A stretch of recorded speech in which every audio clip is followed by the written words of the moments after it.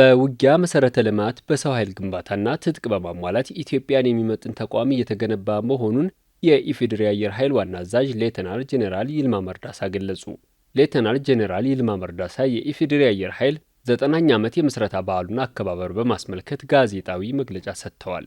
የምስረታ በዓሉን በተመለከተ የሚካሄደውን የ10 ኪሎ ሜትር ሩጫ በተመለከተም የቢሾፍቱ ከተማ አስተዳደር ከንቲባ አለማየሁ አሰፋ፣ የኢትዮጵያ አትሌቲክስ ፌዴሬሽን ፕሬዚዳንት ኮማንደር ስለሺ ስህንና የኦሮሚያ አትሌቲክስ ፌዴሬሽን ጽህፈት ቤት ኃላፊ ኢንተርናሽናል ኢንስትራክተር ሽመልስ ዳዊት መግለጫ ሰጥተዋል።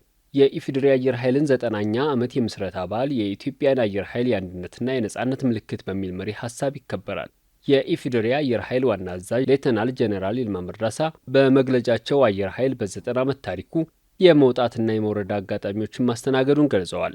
ኢትዮጵያ ከብዙ የዓለም ሀገራት በፊት የአየር ኃይል ቴሌኮሙኒኬሽን፣ ባንክና መሰል ዘመናዊ የመንግስት አገልግሎት መስጠት የጀመረች ታላቅና ጥንታዊት ሀገር መሆኗን ተናግረዋል።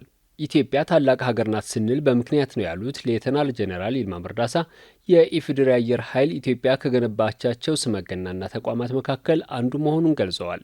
የኢፌዴሪ አየር ኃይል ባሳለፋቸው 90 ዓመታት የኢትዮጵያ ሉዓላዊነትና የግዛት አንድነት በአስተማማኝ ሁኔታ መጠበቅ የሚያስችል ተግባር ሲፈጽም መቆየቱን ገልጸዋል።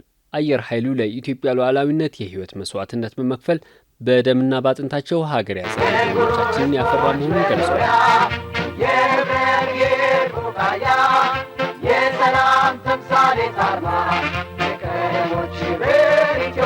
በ9ኛ ዓመቱ ክብረ በዓል ላይ ሀገርን በመጠበቅና ሉዓላዊነትን በማስከበር ያከናወነው ስራ ለህዝብ እይታ ክፍት ይደረጋል ብለዋል።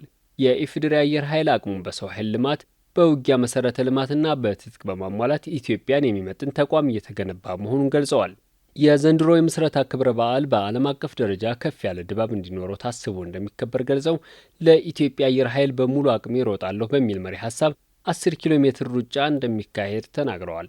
ሩጫው በየዓመቱ ቋሚ ሆኖ የሚቀጥል መሆኑን በመጥቀስ በሩጫው ሁሉም መሳተፍ እንደሚችል ጠቁመዋል። ከዚህም ባሻገር የምስረታ በዓሉ በኮንፈረንስ ኤግዚቢሽንና በአየር ትርኢትና መሰል ተግባራት በድምቀት ይከበራል ነው ያሉት። የቢሾፍቱ ከተማ አስተዳደር ከንቲባ አለማየሁ አሰፋ ኢትዮጵያ ሀገራቸውን በጀግንነት ያስከበሩ ዜጎች ምድር መሆኗን ገልጸዋል።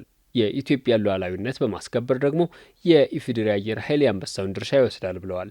በቢሾፍቱ ከተማ አስተዳደር የሚካሄደው የኢፌዴሪ አየር ኃይል የ10 ኪሎ ሜትር ሩጫ ለከተማዋ እድገት የጎላ አበርክቶ እንዳለው ገልጸዋል። የኢፌዴሪ አየር ኃይል በዚህ መገኘት የከተማዋን ተፈላጊነትና ተመራጭነት አሳድጎታል ብለዋል።